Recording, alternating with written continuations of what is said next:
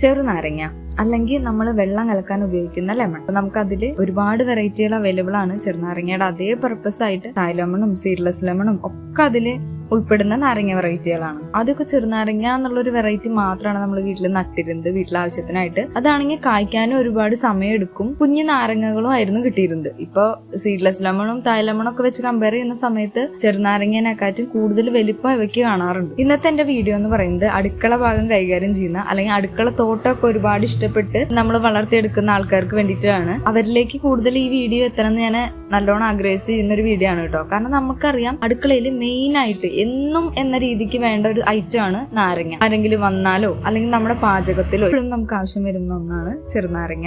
അതിന് നമ്മൾ ചെയ്യുന്ന കെയറും അതുപോലെ വീട്ടിൽ വെച്ചിട്ട് കഴിക്കാതിരിക്കുമ്പോൾ ചെയ്യേണ്ട കാര്യങ്ങളൊക്കെയാണ് ഇന്നത്തെ വീഡിയോയിൽ പറയുന്നത്. അപ്പൊ നിങ്ങളിത് സ്കിപ്പ് ചെയ്യാണ്ട് കാണുക. ഇപ്പൊ ഞാൻ ഈ കാണിക്കുന്ന നിറയെ കാഴ്ച നിൽക്കുന്നത് ഒരു തായ് ലെമണിന്റെ പ്ലാന്റ് ആണ്. ഇത് നമ്മൾ നേരിട്ട് മണ്ണിലേക്ക് വെച്ച പ്ലാന്റ് അല്ല, ഇതൊരു പോട്ടിലാണ് ഇരിക്കുന്നത്. 1.5 കൊല്ലം ആയ ഒരു പ്ലാന്റ് ആണ് ഇത്. നാരങ്ങ വെച്ചിട്ടുള്ള മിക്കവരും പറയുന്നത് കേട്ടിട്ടുണ്ട്, കായ്ക്കുന്നില്ല, ഒരുപാട് വർഷമായി കാത്തിരിക്കുന്നു, ഇനി അത് വെട്ടിക്കളയണോ എന്നെല്ലാം ഞാൻ കേട്ടിട്ടുണ്ട്. നാരങ്ങ വെക്കുമ്പോൾ പ്രത്യേകം ശ്രദ്ധിക്കേണ്ട ഒരു കാര്യമാണ് ചെടിക്ക് ആവശ്യമായിട്ടുള്ള വെയിൽ കിട്ടുന്ന സ്ഥലത്താണോ നിങ്ങൾ ഇത് വെച്ചിരിക്കുന്നതെന്ന്. മണ്ണിൽ വെച്ചിട്ടുള്ളവരാണെന്നുണ്ടെങ്കിൽ അതിന് തണൽ കിട്ടുന്ന അല്ലെങ്കിൽ അതിനെ ശല്യപ്പെടുത്തുന്ന രീതിയിൽ മറ്റു മരങ്ങൾ നിൽക്കുന്നില്ല എന്ന് നിങ്ങൾ ഉറപ്പുവരുത്തണം. ഇനി പോട്ടിൽ വെച്ചിട്ടുള്ള ആൾക്കാരാണെന്നുണ്ടെങ്കിൽ നിങ്ങൾ അത് നല്ലോണം വെയിൽ കിട്ടുന്ന ഒരു സ്ഥലത്തേക്ക് മാറ്റിവെക്കുക. നാരകത്തിന് നമുക്ക് വെള്ളത്തിനെക്കാറ്റും വളത്തിനെക്കാറ്റും ഒക്കെ മെയിൻ ആയിട്ട് വേണ്ട വെയില്, സൂര്യപ്രകാശം നല്ല രീതിയിൽ നല്ലോണം കിട്ടുന്ന സ്ഥലത്താണെന്നുണ്ടെങ്കിൽ നിങ്ങളുടെ ചെടി കായ്ക്കാൻ വേണ്ടിയിട്ട് ഒരു ബുദ്ധിമുട്ടും കാണിക്കില്ല. പിന്നെ നമ്മൾ ഇവയ്ക്ക് എപ്പോഴും നല്ലോണം വെള്ളം കൊടുക്കേണ്ട ആവശ്യമില്ല. വെള്ളം കെട്ടി നിർത്തുക അല്ലെങ്കിൽ എന്നും നനയ്ക്കുക. 2 നേരമൊക്കെ നനയ്ക്കുന്നവരുണ്ടാവും. മറ്റു പല ചെടികൾക്കും നമ്മൾ 2 നേരം ഡെയിലി നനയ്ക്കേണ്ട ആവശ്യമുണ്ട്. എന്നാൽ നാരങ്ങ ചെടിക്ക് ഇടവിട്ടിട്ടുള്ള ദിവസങ്ങളിൽ നനവ് മതിയാവും. ധാരാളം വെള്ളം എന്നുള്ള രീതിക്ക് നാരങ്ങ ചെടിക്ക് ആവശ്യമില്ല. ഒരു ചെറിയൊരു നനവ്, ഒരു ഈർപ്പം എന്നുള്ള രീതിക്ക് നാരങ്ങയ്ക്ക് ആവശ്യമുള്ളൂ. പിന്നെ നമ്മൾ ഇടയ്ക്കൊന്ന് വെള്ളം കുറയ്ക്കുകയാണ് അല്ലെങ്കിൽ സ്റ്റോപ്പ് ചെയ്യുകയാണെന്നുണ്ടെങ്കിൽ ആ ഒരു സ്ട്രെസ്, ആ ചെടിയിൽ കിട്ടുന്ന ആ ഒരു സ്ട്രെസ് അത് പൂവിടാനും പിന്നീട് അത് കായായിട്ട് മാറാനും ഒക്കെ സഹായിക്കുന്നുണ്ട്. അപ്പൊ നിങ്ങൾ ഡെയിലി നനയ്ക്കുന്നവരാണെന്നുണ്ടെങ്കിൽ നല്ലോണം വെയിൽ കിട്ടും, പിന്നെയും വെള്ളം വേണ്ടി വരില്ലേ എന്ന് ചിന്തിക്കേണ്ട. നല്ലോണം വെയിലത്താണ് നിൽക്കുന്നത് എങ്കിലും നമ്മൾ നനവൊന്ന് കുറയ്ക്കുക. തീരെ വെള്ളം കൊടുക്കാതെ ചെടി ഉണക്കണം എന്നല്ല പറയുന്നത്. നല്ലോണം ഒന്ന് കുറച്ച് ഇടവിട്ടിട്ടുള്ള ദിവസങ്ങളിൽ നമ്മളൊന്ന് നനച്ചു കൊടുക്കുക. പിന്നെ പച്ചച്ചാണകം അല്ലെങ്കിൽ ചാണകപ്പൊടി ഒക്കെ ഓവറായിട്ട് കൊടുക്കുന്ന ആൾക്കാരാണ്, അത് ഇഷ്ടപ്പെടുന്ന ആൾക്കാരാണെന്നുണ്ടെങ്കിൽ നമ്മുടെ നാരക ചെടീനെ അതിൽ നിന്നൊന്ന് മാറ്റി നിർത്തുക. കാരണം പച്ചച്ചാണകം ഓവറായിട്ട് ചെല്ലുന്നത് പൂവിടാനുള്ള ടെൻഡൻസിക്ക് അതൊരു കുറവ് വരുത്തുന്നുണ്ട്.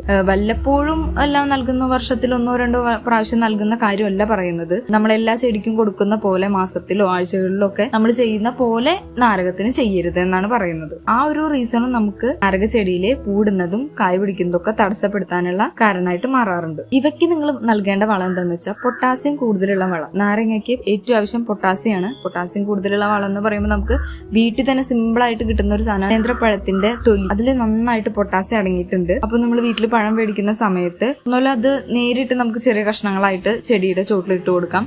അതല്ല ഇനി നല്ല വേനൽക്കാലം ആണെന്നുണ്ടെങ്കിൽ അതൊന്ന് കുതിർത്തി 2-3 ദിവസം വെള്ളത്തിലിട്ട് കുതിർത്തി ആ വെള്ളത്തോടക്കനെ കൂടി കഷ്ണങ്ങളുമായിട്ട് നമുക്ക് ചെടിയുടെ ചോട്ടിൽ ഇട്ട് കൊടുക്കാം. അതുപോലെ തന്നെ മുട്ടത്തോടും നമുക്ക് നാരങ്ങ ചെടിയുടെ ചോട്ടിൽ ഇട്ട് കൊടുക്കാൻ പറ്റുന്നതാണ്.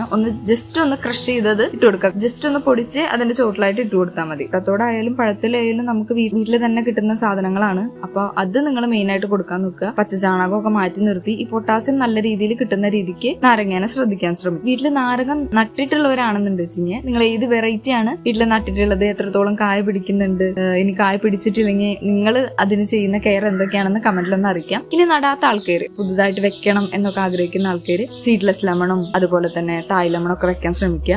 അതാകുമ്പോൾ വർഷത്തില് നമുക്ക് ചെറുനാരങ്ങ തരുന്നതിനേക്കാൾ കൂടുതൽ ഈട് തരുന്നുണ്ട്. അതുപോലെ തന്നെ ചെറുനാരങ്ങനെക്കാറ്റും വലുപ്പവും കാണാനൊരു ഭംഗിയും നമുക്ക് തായ് ലെമണും സീഡ്ലെസ് ലെമണും ഒക്കെ കാണിക്കുന്നുണ്ട്.